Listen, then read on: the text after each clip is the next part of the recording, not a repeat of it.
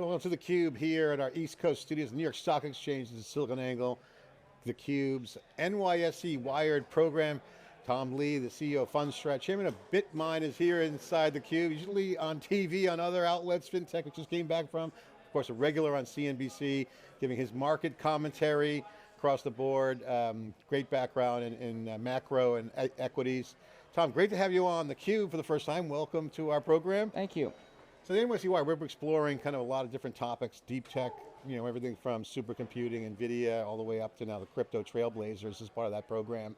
You got a lot of action going on. You're not only analyzing the market with the one firm, you've got some great performance of your listed company here on the NYSE. Talk about that venture.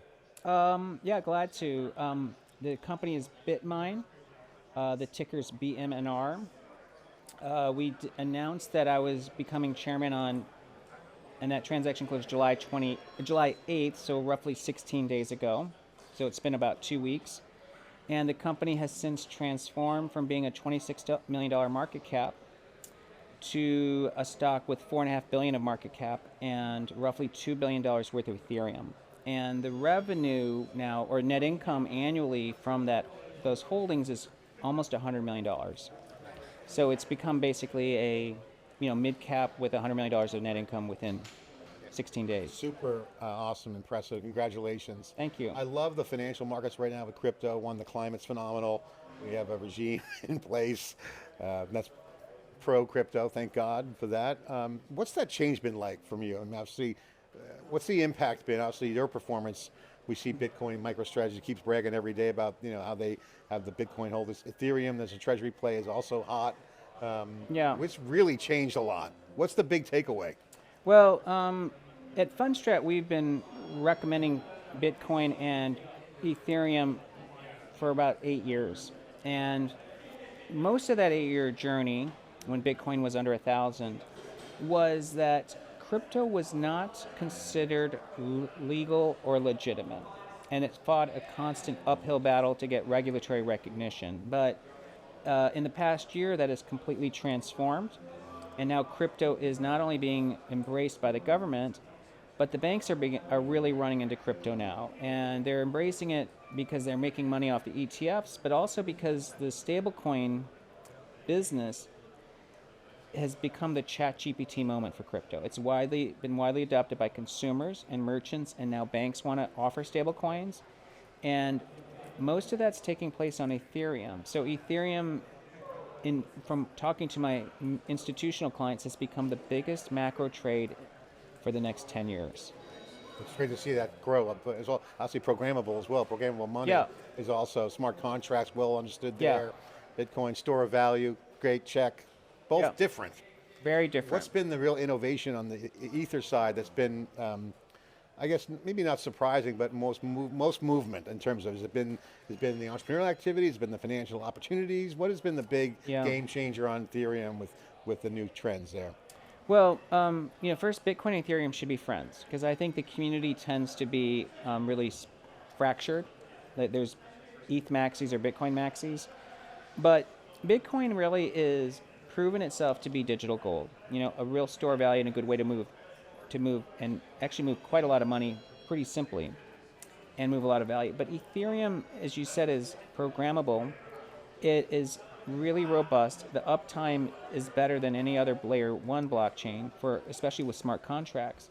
And so that's where Wall Street is coming in and saying, you know what, I want to tokenize a dollar, that's the stable coin. I want to tokenize real estate. I want to tokenize equities. Most of that is taking place on Ethereum. JP Morgan's choosing it, Robinhood. And that has led to the price recovering from 1,700 to 3,800. It's still below the 6,000 from 5 years ago. And if you inflation adjust it, it's like 9,000. So Ethereum is still super cheap. So good buy then. Yeah, it's a good buy. You mentioned Wall Street. Obviously Circle went public with big IPOs. I was talking about that one. Bullish. Tom Farley, former president of NYSE, he's taking that one out. Dan Tapiros talked here on theCUBE about the Crypto 7. Okay, he sees the vision of like a Mag 7 for crypto. BitGo filed confidentially. Can NYSE win this wave? I mean, NASDAQ won kind of the tech wave, and during the dot-com bubble. Yeah. And so that, because I can remember list there, I go to town on that.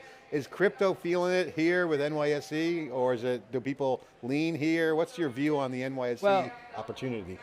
You know, when I talk to the crypto community, they want to be recognized by Wall Street as legitimate.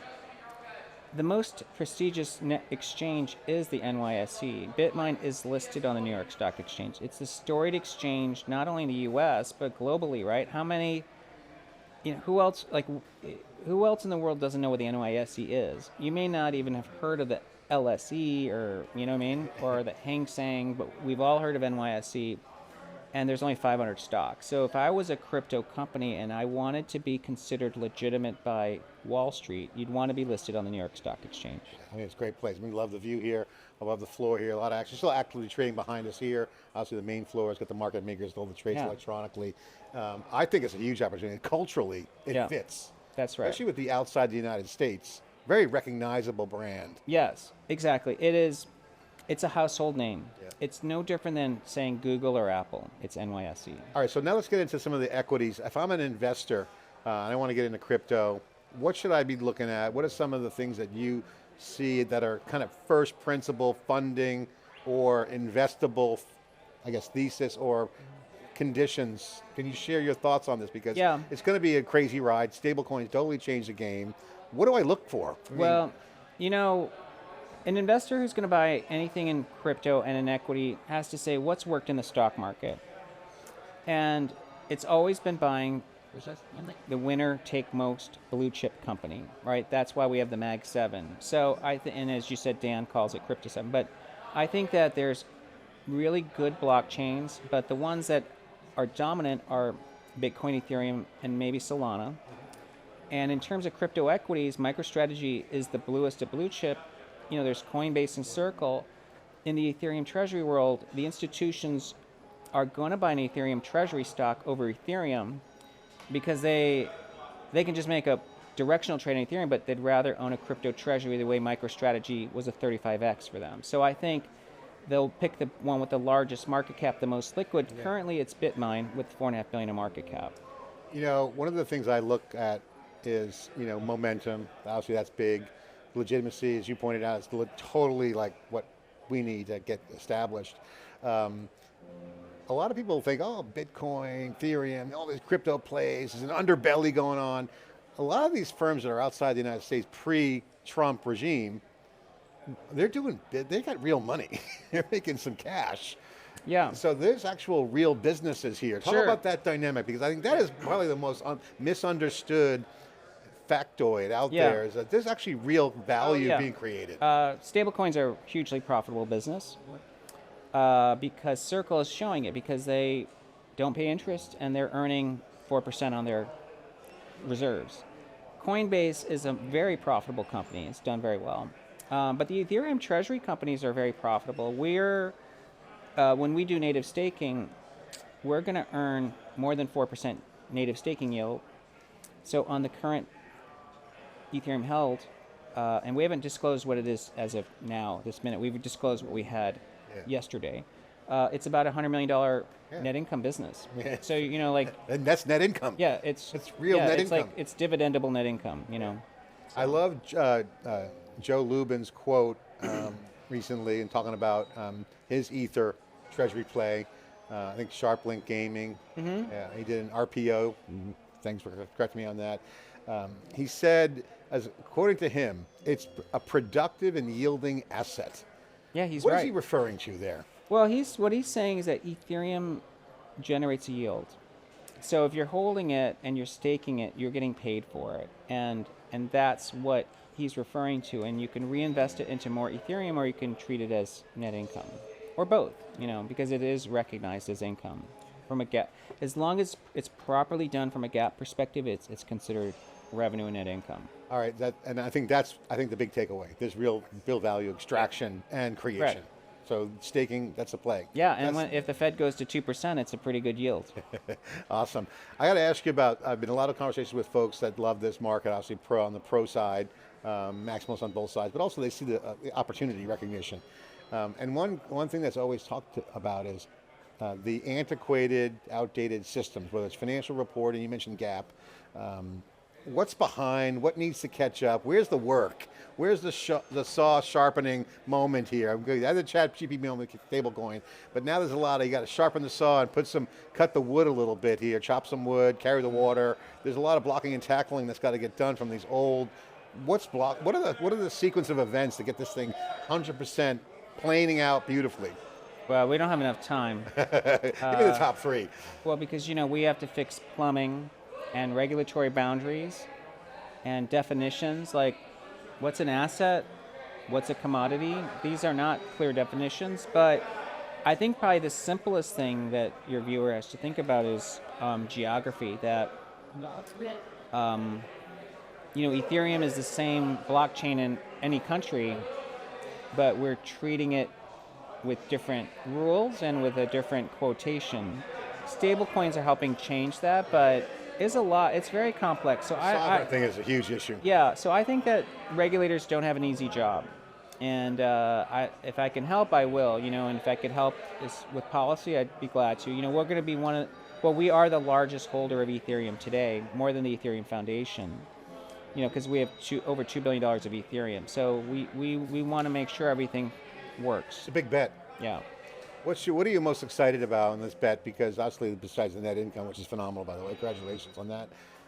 What are you excited about as you see this developing out further? What's the macro conditions look like? Oh, well, there's a lot of innovation that comes with crypto. I think that you have to think about crypto as it's Wall Street going onto the blockchain, but then it's AI making the digital world more acceptable. So crypto is the intersection of Wall Street and AI. So it's a really important place to be for the next 10 years. Yeah, I mean, I love that.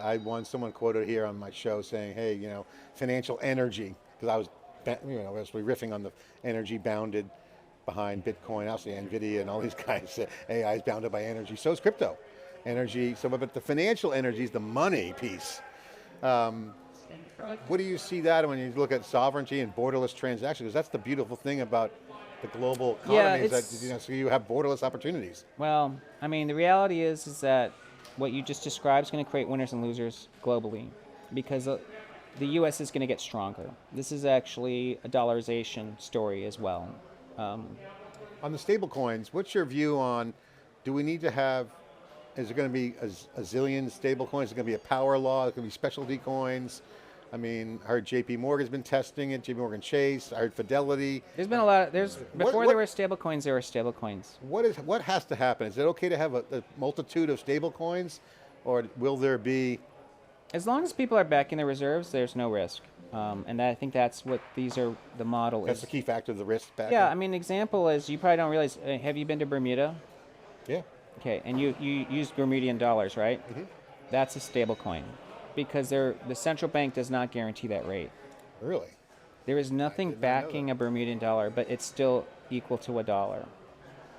So we are already kind of living it. So Circle is more secure than a Bermudian dollar. I'm not trying to offend Bermuda, but... Yeah, okay, it's good to pick on it. Small island, still nice Yeah. there.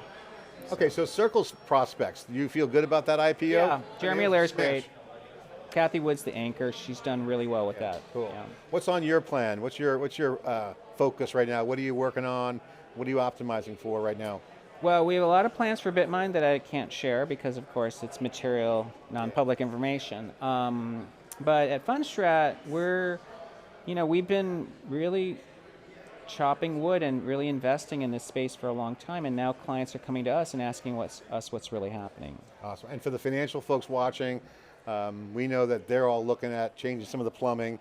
What's their opportunity? What would you advise them? Well, I think many banks are going to come out ahead. I mean, I think JP Morgan and Goldman are winners. I mean, by sheer size or the work they put in? They're smart. JP Morgan's a super smart company, and same thing Goldman. I mean, any company that is good at trading is going to get crypto right. You think so? Yeah, 100%. Is crypto our first shot at like full transparency, like pure capitalism? I mean, everything's like on the chain. It's Darwinism, maybe. Kill or be killed, yeah. I mean, I don't know if it's capitalism, but it's Darwinism. Tom, thanks for coming on theCUBE. I really appreciate you spending time on our Wired program. Appreciate it. Thanks for coming on. Yeah, thank you. All right, Crypto Trailblazers, got one right here. Again, the world's changing, the financial markets, the credibility, the legitimacy of the NYSE. More importantly, as an opportunity to make money and also create wealth. I mean, crypto is a huge opportunity. Digital transactions and physical world, physical AI, physical crypto, coming together in the digital world. Of course, we're doing our part, bringing you all the data here on theCUBE. Thanks for watching.